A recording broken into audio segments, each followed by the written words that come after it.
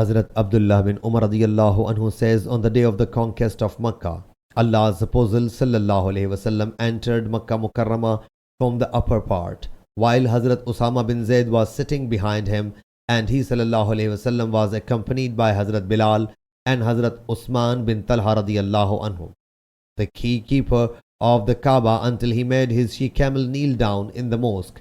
He sallallahu alaihi wasallam then asked to fetch the keys to Allah's house, and then he sallallahu alaihi wasallam entered it accompanied by Hazrat Usama bin Zaid, Hazrat Bilal and Hazrat Usman bin Talha radiyallahu anhum. He sallallahu alaihi wasallam then stayed therein for a long time. When he sallallahu alaihi wasallam came out, the other people also rushed towards it, and Hazrat Abdullah bin Umar radiyallahu anhu entered before others and saw that Hazrat Bilal radiyallahu anhu was standing behind the door. So he inquired, where did Allah's Apostle sallallahu alaihi wasallam perform the prayer? So he beckoned to the place where he sallallahu alaihi wasallam had performed the prayer. Hazrat Abdullah radiyallahu anhu says, I forgot to ask how many units did he perform. Sahih Bukhari Hadith number 4289.